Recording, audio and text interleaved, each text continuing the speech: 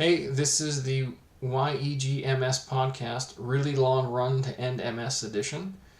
And I also talked to Tse of Blitz Conditioning. Stick around.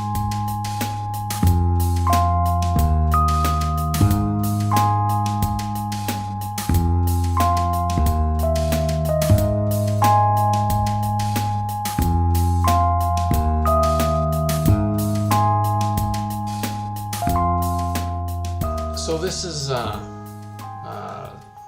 sort of a special episode, I guess, of the YEG MS podcast.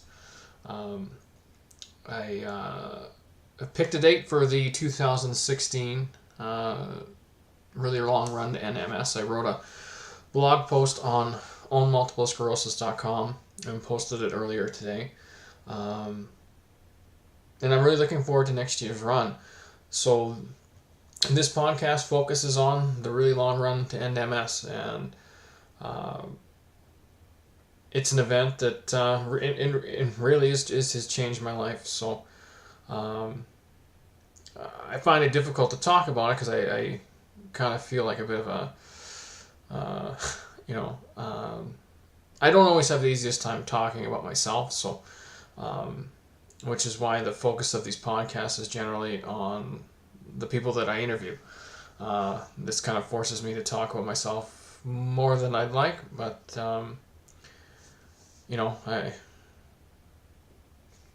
it was my event, so I guess it's mine to talk about. That day in May was unreal.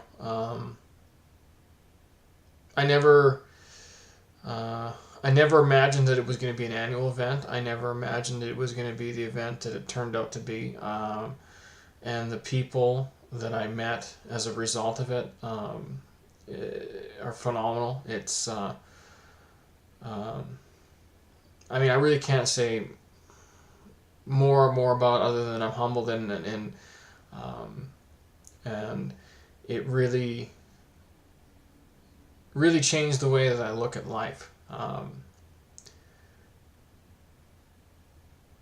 It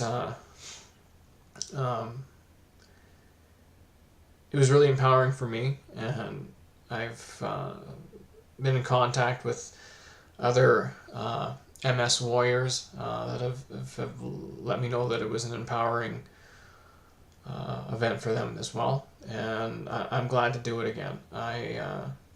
I've started training. I started training this past week, and I've taken the summer off. I've run here and there. I did the Canmore half marathon, but I really haven't been focusing on training. So the training's just starting over, but I'm definitely starting it from a better place than where I started for the original, and I'm feeling good. And interestingly enough, I got word about a month ago that I got nominated for an award because of the really long run from last year, and I was nominated for an award by some people at the MS Society to the what are they called? The National Association of Fundraising Professionals. For raising the money, raising that almost $24,000 for the MS Society, and I was allowed to take one guest, and when I came home and let my wife know, my wife looked at me and said, "You should take your mom." And for those of you who are not familiar with the run, to be honest with everyone out there, when I decided to do this, it became evident that it was going to be too much for me to handle on my own with the organizing and that, and especially once we started getting requests for other people that wanted to run, and I was starting to do interviews, and really, especially come January, the focus really has to be for me on the training to be able to run 2 marathons back to back in one day. Is no small task for anyone, MS or not. And when my wife said you should take your mom, I wholeheartedly agree, because really, without my mother's support and without her uh, coming to me, she came to me on her own and she said, Sean, do you need help with this? I mean, this seems like a lot to take on. And I said, Mom, it's getting overwhelming with the request and trying to keep things straight, and other people want to run. And really, none of us had any idea what we were doing putting this thing on. And she just, the run would have never happened if it wasn't for my mother. So when my wife said, you should take your mom, that was very gracious of my wife, because, in reality, the run would have never happened with her either, because we have two very small children. And there's a lot of times where she'd have to, I'm gone for 6 or 7 hours on a training run, and she's the one at home looking after things and making sure the kids are all right. So for her to suggest it was really meaningful to me, and I completely agreed with her, because really, like, my mom was the wind at my back when I was running that day. I mean, she,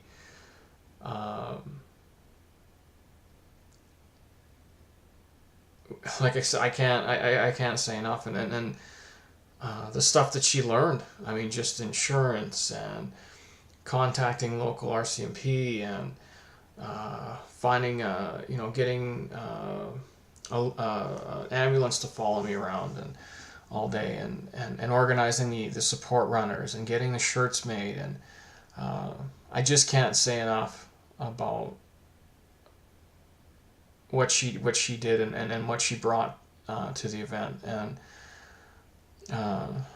we all know our moms, right? I mean, they're there through thick and thin. And so for her to go to this awards dinner with me is very meaningful. And kind of funnily, I think it's meaningful in another way. We were joking just recently, I've never been the type to win an award. So when I found that I'm getting, and I'm not the only person getting an award that day, I don't have to give a speech or anything. I just show up and get treated to a free lunch with several other people that were nominated. And so, I don't want to make it sound like it's all about me, this award thing. It just means there's a lot of people that are getting awards for their fundraising efforts for different endeavors. But no, I'm certainly not a person that's ever been nominated for any sort of award before. So this is a new experience for me to be recognized like this. And it's kind of funny because, I was joking with my mom when I was in high school. I always passed the grades. I never failed a grade. I was never held back. But by the time I got to high school, I had about as much interest in going as a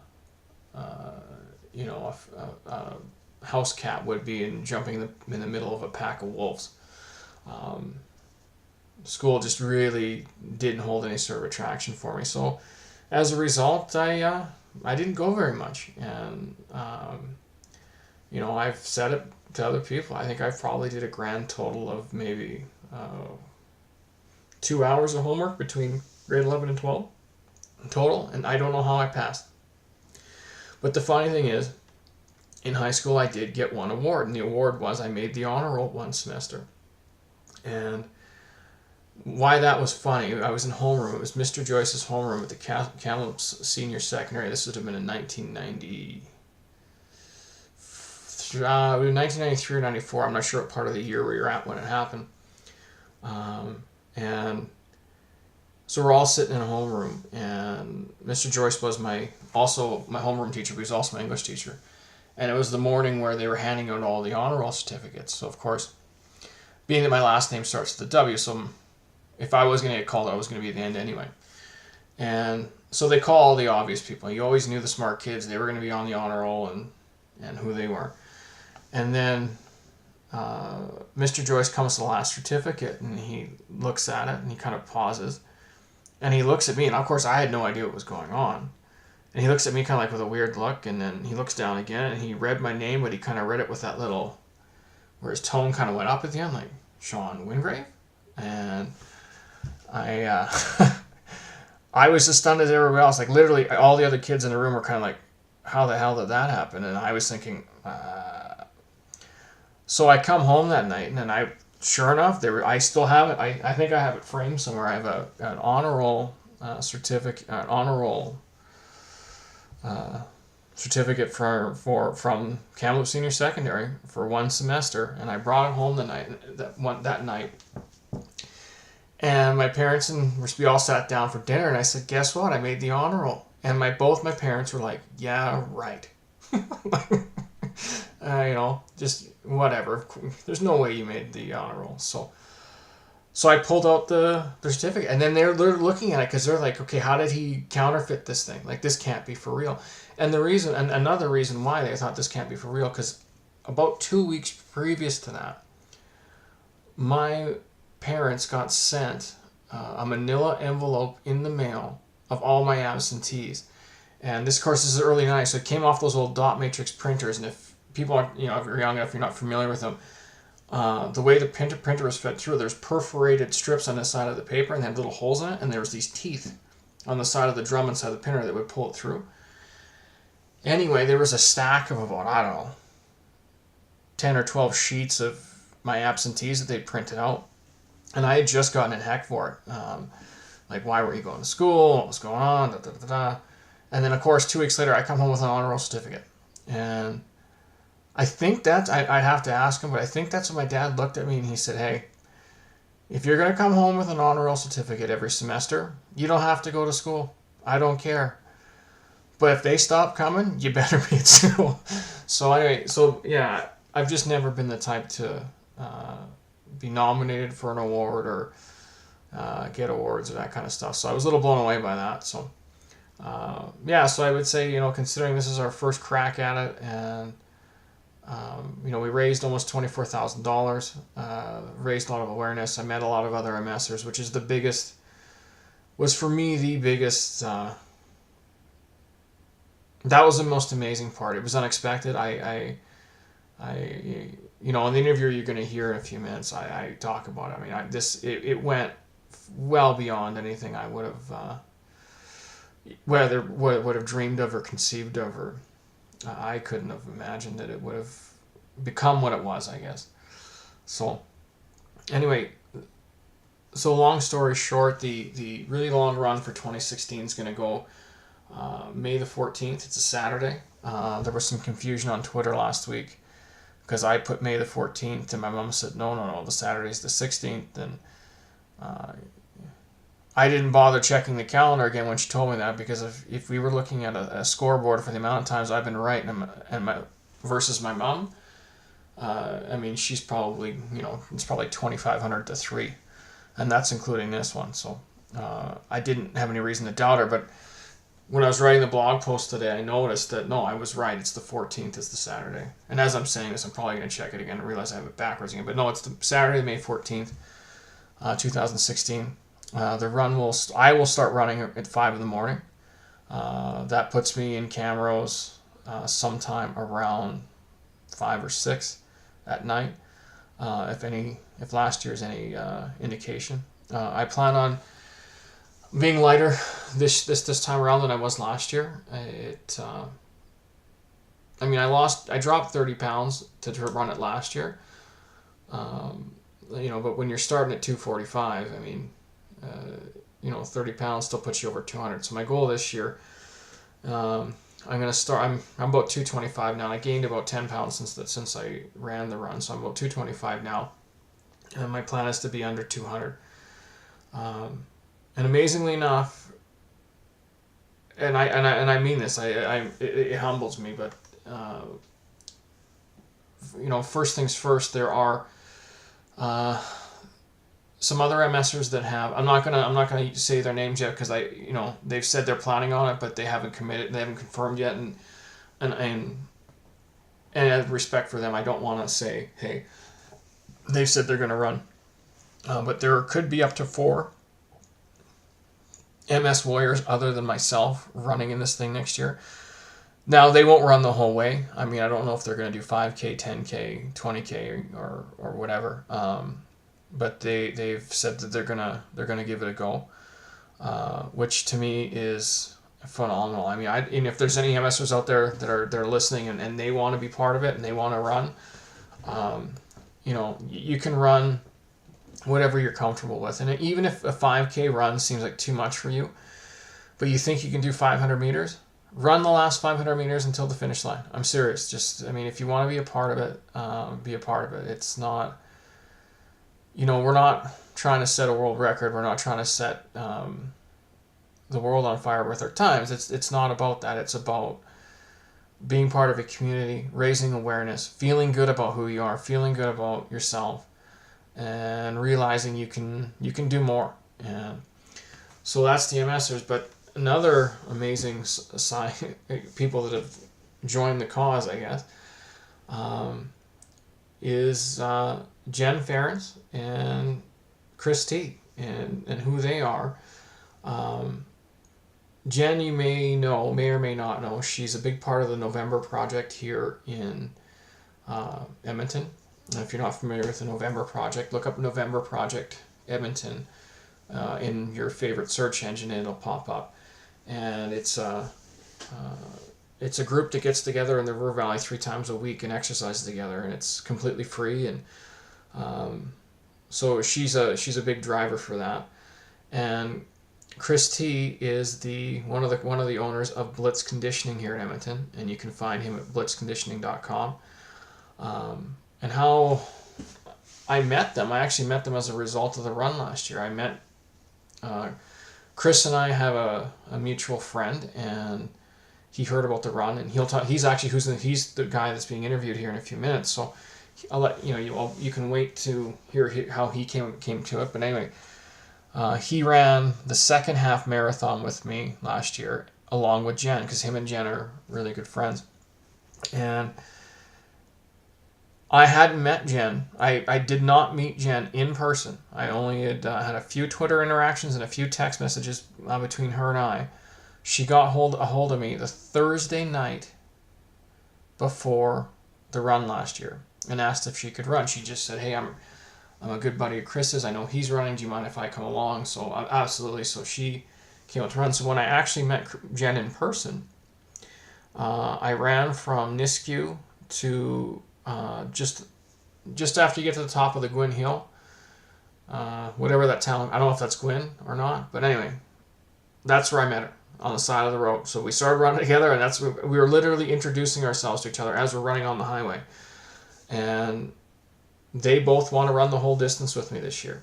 And they both rode an MS bike tour last year. They're both great community people. It's amazing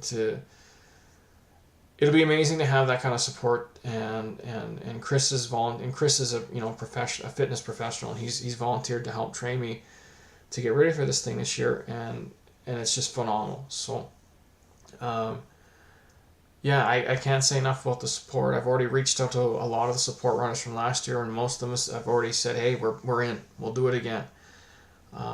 And I can't stress this enough to people that are listening to this. If you want to be involved in any way, if you want to, even if you can't run, and you just want to volunteer, you just want to be there or whatever, we do need volunteers. Runners are welcome. And the one thing I'm going to mention before I switch over to the interview with Chris is the fundraising is going to be a little bit different this year. The MS Society has stepped up, and what they've said is they will set it up just like the MS bike. So just like the Johnson MS bike, they're going to set it up the same. And what they're going to do is each support runner will get their own sponsorship page, so they can generate donations that way, which is awesome. I mean, that's really, really awesome. So I'm really looking forward to the next, what are we, about 8 or 9 months away,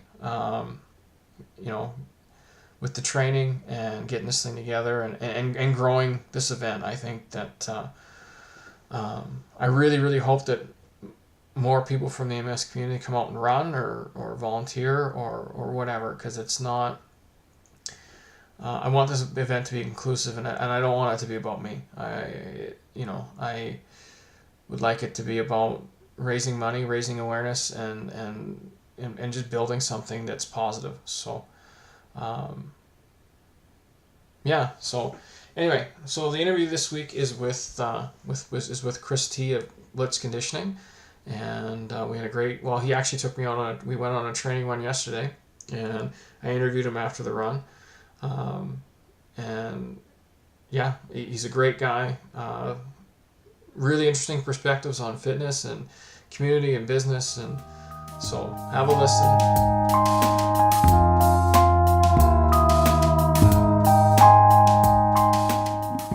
So I'm sitting with Chris Tse at Blitz Conditioning in Edmonton, and Chris has been crazy enough to volunteer to run the Really Long Run with me next year. And Chris has got a pretty interesting story. So Chris, why don't you mention how you went from being a scientist to getting into personal training? Yeah. So I started off kind of with this. Dual degree in immunology, infection, and kinesiology.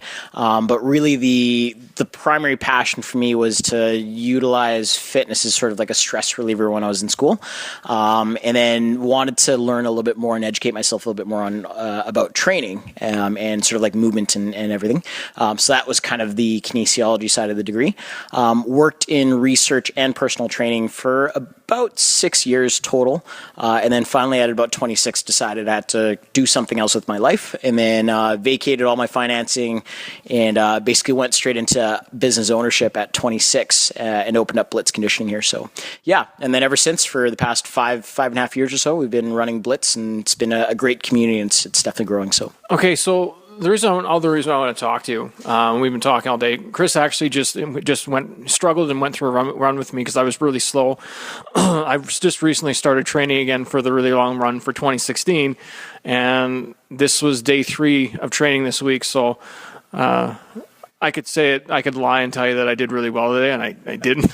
So, but he was gracious enough to wait for me. But really, what I wanted to ask you is about a couple things. First off, you did the bike tour, the MS bike tour. How many years have you done it now? First year. Yeah. And how you and I met was as a result of the Really Long Run. So why don't you tell the listeners how that came to be? Because I'll be honest with you, I'm sitting here and I don't know.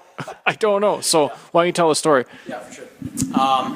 So Caitlin Zarabeski, one of our kind of like mutual connections, I've been training with Caitlin in group classes and stuff for, I don't even remember, probably about like 6 or 8 months or so. And then she actually came in for personal training as well, wasn't with me.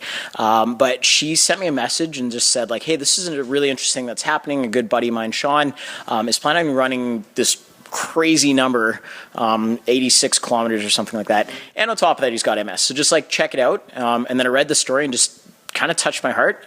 Knew that a whole bunch of our community members have someone that either suffers from MS or have MS as well. And then I started doing more research into it and just realized how many people are actually affected by MS.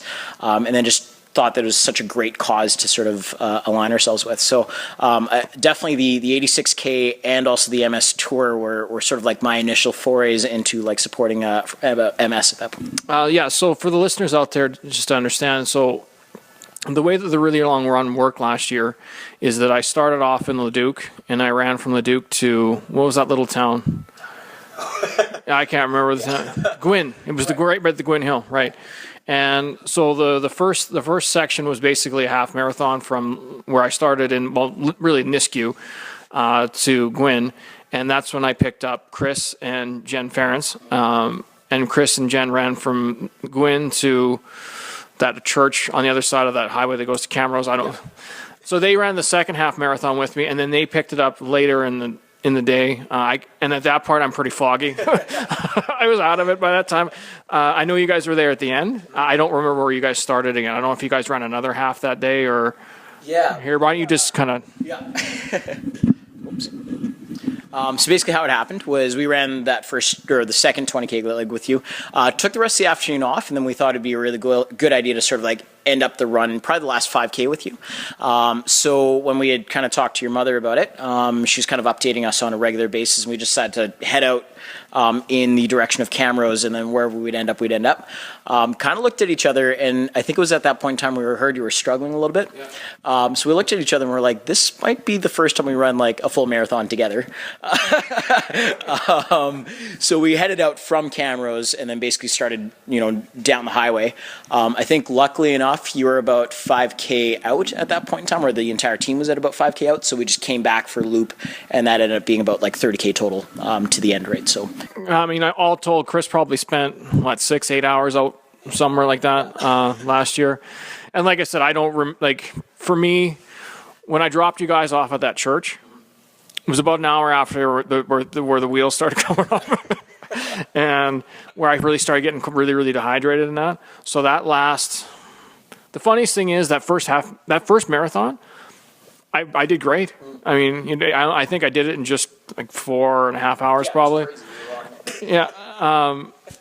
But the first 40 was pretty easy. The last 40 was, took the rest of the day. And I just kind of had to gut it out. But one of the interesting things that I found about that day, and I just want to get you on your thoughts on it. Because it was a theme when we were running today, is that it kind of felt like as the day went on, a community kind of started to just grow beside the side of a rural highway. Like there's this community of people kind of pushing towards a common goal. And I noticed looking at the Blitz Conditioning website this morning that you had community on your website, and then your involvement with the November Project and Jen and what she does and that. So if you could just kind of talk about community and what you found that day, and just any thoughts around that and why that's important in your business and just in general. I think for us, community is how we first start businesses, right? We create something that hopefully attracts someone to purchase whatever we're looking for or whatever service is out there. But for us, it actually started more from the side of, we're generating something in order to create people to back a cause, right? And whether or not that's something personal like health or fitness, or whether or not that's something bigger like MS or cancer or another illness. To us, that's actually how we prove what our business is really worth at the end of the day. Not necessarily in the ledgers, but it's more in the number of organizations that we can help out in sort of within the span of the year, or within the span of, the life cycle of Blitz, however long that lasts, right? And I think the interesting part about being able to mount ourselves behind a cause or behind a run like that is that you're intersecting so many different communities that come together, and nondescript of what they're thinking about doing, or any of the causes that are behind there. It all boils down to one thing, which is supporting that one unified vision or that one unified cause, right? So to me, anything that's community related is far more attractive, because of like how we've been brought up and how we've been supported in the past 5 years, right? So. And one question I want to ask you, because I only have my perspective of that day, and which is pretty clear for about 4.5, 5 hours, and then it's spotty the rest of the way. So what was it like for you? Yeah, I think initially it was a little bit of apprehension, because two things. I mean, I think I met you for about an hour and a half before that. So just getting to know someone that I was planning on running with for, I don't even know how long it was, like, somewhere close to 2 hours. And then knowing what the cause was sort of this like, or knowing, the whole perception of the illness and how that could have potentially like modified the way we ran was, I didn't know exactly what was going on, and I'm pretty sure you didn't either. So that was something that like definitely for your first like maybe 20-minute run or so was something to get used to, and then after that it was just perfectly fine. It was almost just like running alongside a friend, and we had Jen there too. So, and she talked quite a bit too. So I mean, it was great just sort of getting to know people over kilometers, and that's how I got into running as well. It's just getting to know people and just chatting with people over running. And then, when we left, we had sort of agreed with each other that, I was just going to go straight back home. And then Jen was going to go back to her place. We were going to rest for a bit. And I think it truly kind of dawned on us the importance of what was going on in kind of as we were going throughout the day and getting updates and stuff about how you were doing and how you were sort of like hopping back on and off, from like visiting the ambulance bit or just taking a little bit of a rest and stuff. And it almost felt like we had to be there right away as soon as possible, right? So that's why we jumped right away and then basically went into the vehicle, without even asking sort of where you were at that point. We just kind of hopped back in and said, like, we're going to meet you wherever you are, and sort of see where that ends up, right?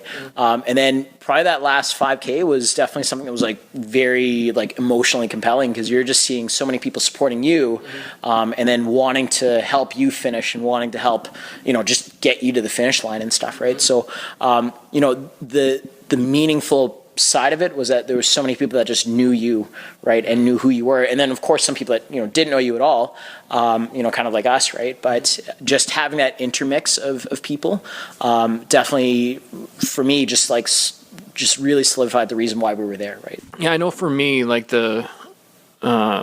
like I've told you, and I've told this story several times. What happened that day was so far away from what I initially envisioned, and I've probably said it before on the podcast. I'm 100% sure I've said it.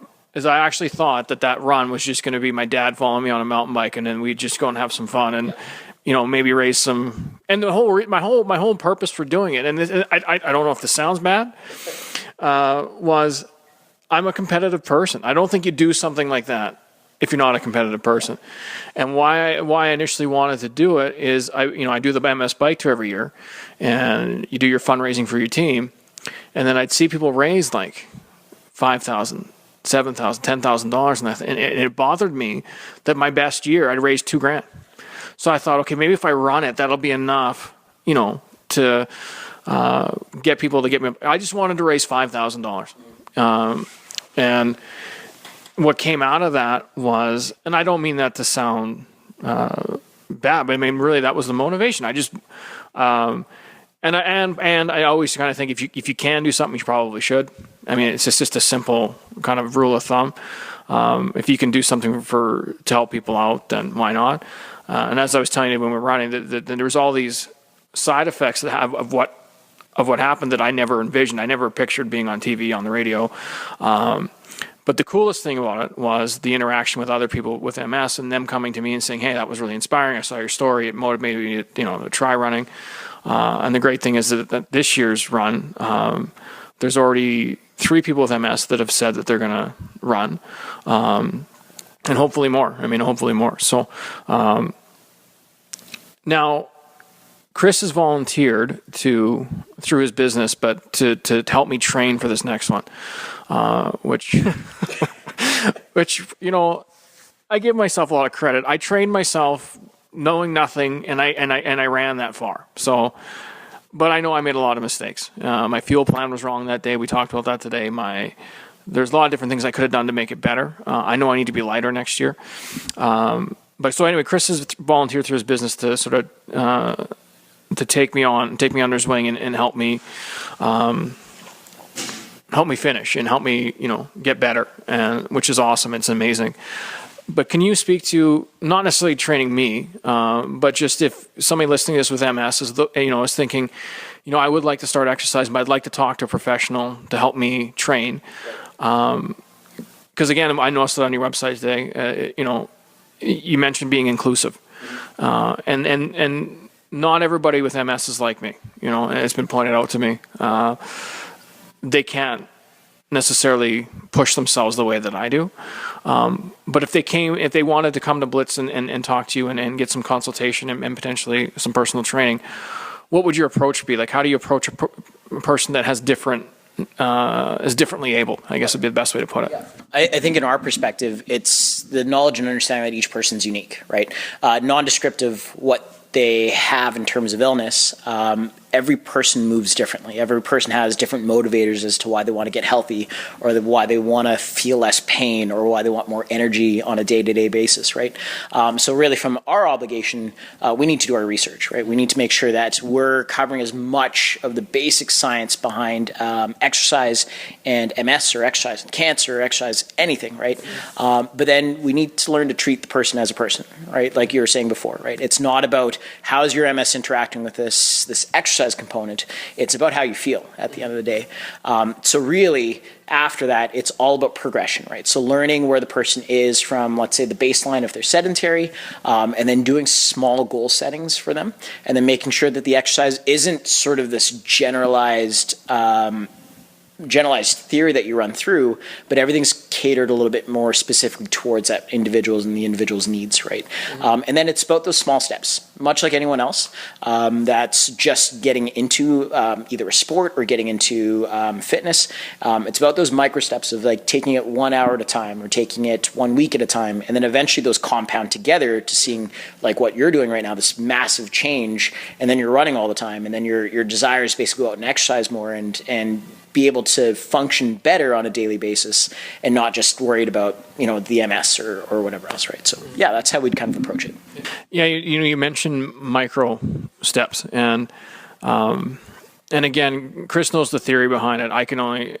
Everything I say on my podcast, on my blog, or if you meet me in person, is subjective, right? Because I'm one of those people that I'm just a self-taught person. I've taught myself how to build websites. I taught myself how to run. I taught myself how to run with MS. But when people ask me for advice, and Chris, you can correct me if I'm wrong, but what I always tell people is, if you're planning, it's not about how fast you go. It's not about how far you go. It's about doing it. And so, and I have had emails from people with MS that have asked me the question. So if anybody's listening and I know there's people out there that won't even send an email because they're too nervous, right? So if you're listening, and this is my take on it, try walking to the end of the driveway. And if you can make it to the end of the driveway, do it again tomorrow. Yep. And then once that's comfortable, try going to the end of the block and just walk.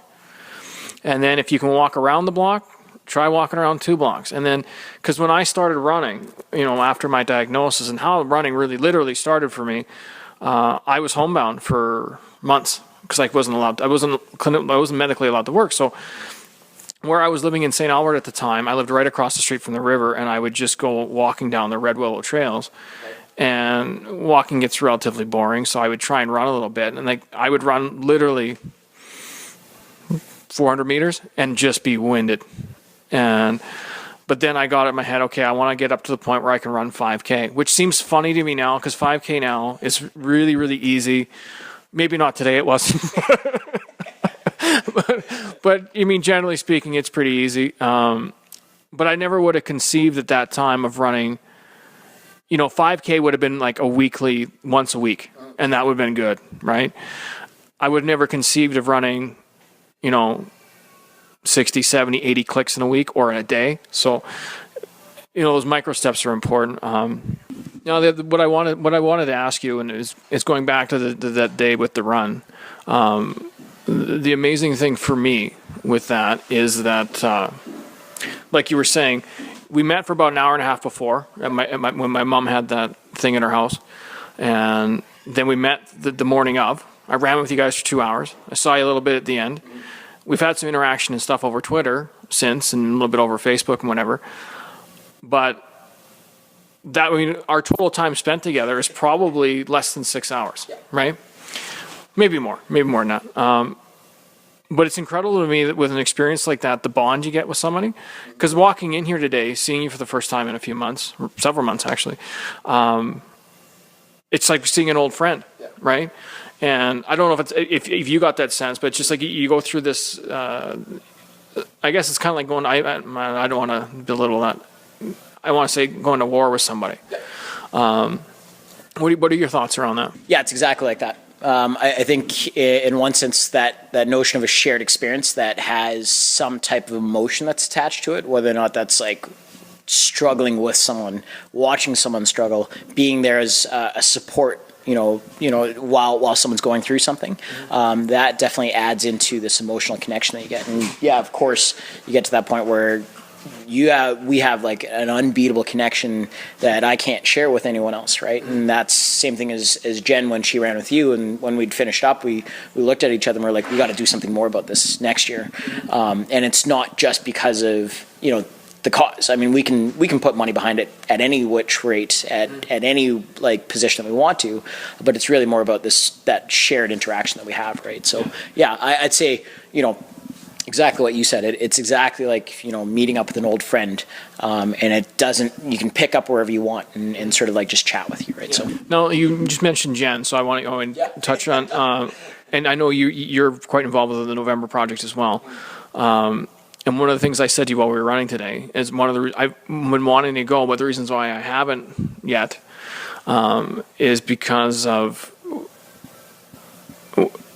it's sort of an insecurity, because when you do something like that run, you show up to something like that and you realize if anybody recognizes you or realizes that you're the guy who did that, you kind of feel like you have to be superhuman. And when I'm not going to lie to anyone, I've taken some time off, a lot of time off over the summer, and I'm literally just starting out on the training again, so I'm not anywhere near where I was back in May.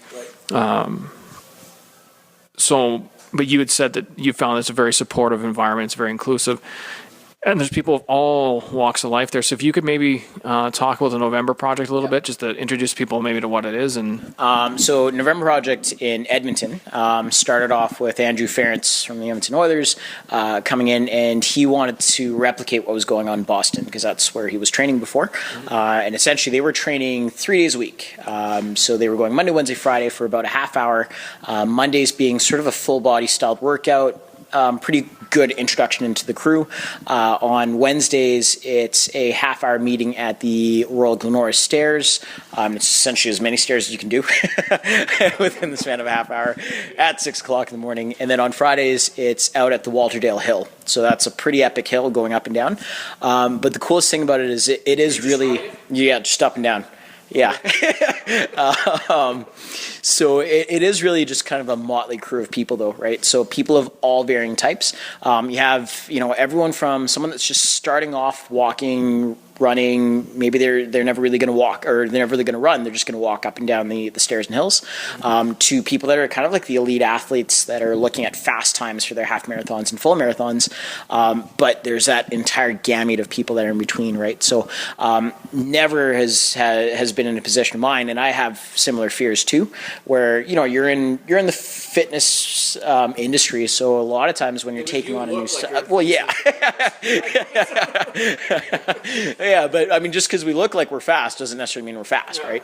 Especially when you're taking on a new sport. So what ended up happening when I first started, it was around February or so, and I thought, hey, it'd be interesting to go out to this thing. Jen had invited me a couple times, so I ran stairs with her, and I got my butt kicked the first time I went, and it was nothing but support. It was nothing but pats on the back, high fives, great work, all that other stuff, right? So that was kind of the really warm introduction that I had, and every single time I've brought new people there, or new people have come in, it's always been high fives, hugs, welcome, when are you coming back, and stuff, right? So it's never really been about the goal time or the number of stairs that people can do, but more about the support. And that's why people show up at 6 o'clock in the morning at minus 32 just to run stairs, right? Yeah.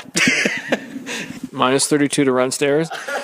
It's happened. And if Jen ends up listening to this, I won't lie to you. If it's minus 32, the odds of me running stairs, it's probably not going to happen. If it's nice fall day, sure. Even if it's minus 10, minus 32, no, because your nostrils will freeze together. Honestly. I haven't ran at minus 32, but there are a crazy few of them.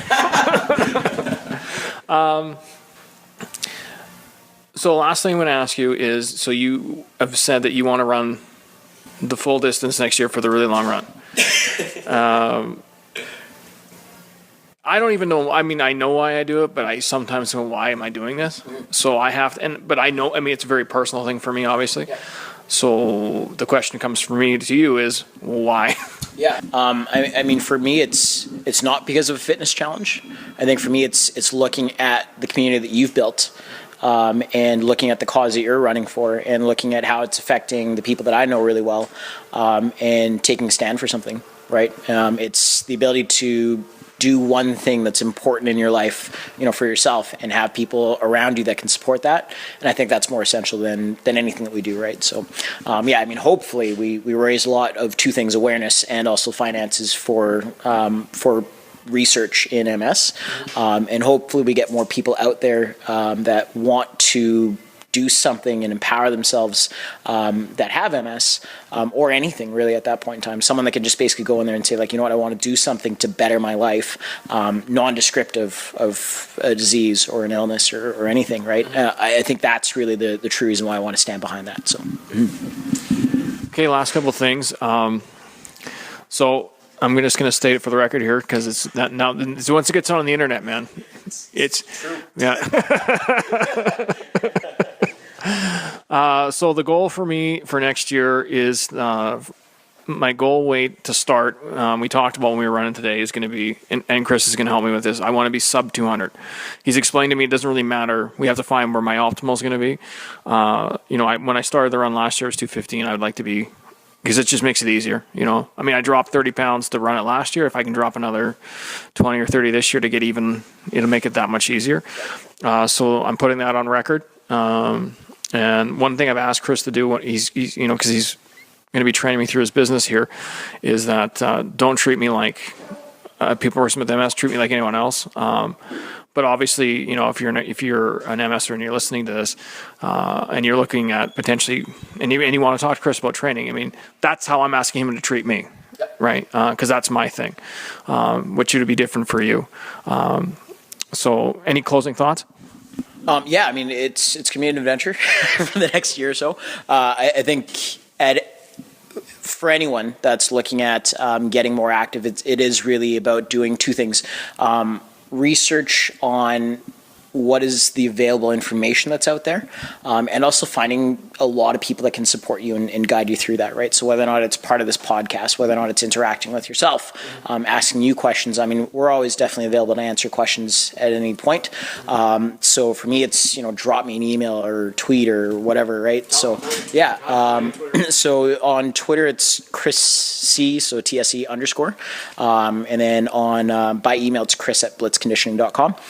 But at any point, I mean, I'm always available to answer questions. And if I don't know, I'll tell you I don't know. And then I'll probably end up trying to find out either a person that knows about it or getting deep into some like basic science research and really understanding it, right? So, but yeah, I mean, it's the fact that you're not alone. There's so many other people that are there, and just reach out to someone and start chatting with them. And that's really how it's going to start rolling forward, right? So, yeah. Okay, Chris, thanks again for doing this. And once again, if anybody's interested in reaching out to Chris or finding out more about his business, they can find him at Blitz conditioning.com. Their location is right near Grant MacEwan. It's probably a good, yeah, it's a good line drive from Grant MacEwan. So you can find him there. And once again, Chris, thanks for doing this. And I'll see you on Saturday, May 16th, 2016. I think you're crazy. I mean, I know why people think I'm crazy. I think you're crazy, but thanks again.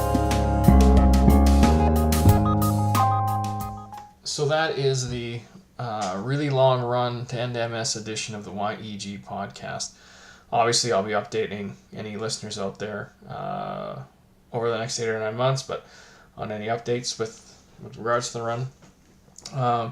Once again, thanks again to Chris for not only offering to train me, suffering through a run with me yesterday, but also taking the time to sit down and talk with me and get some of his thoughts on the podcast.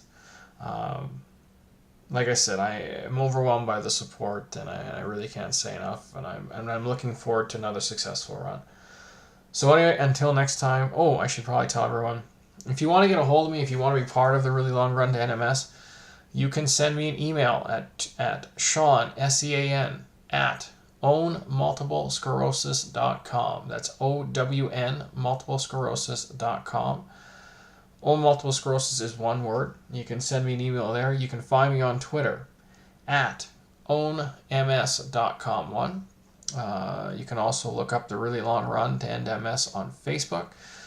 The Really Long Run also has a web page on the MS Society website, which can be found at reallylongruntoendms.ca. So you can please, if you want to be involved in any fashion, reach out and get involved. it's a great day, and I hope we have a really good turnout next year, um, and I'm really looking forward to it. So until the next, now I can't even speak. So until the next episode, take care, and we'll talk to you soon.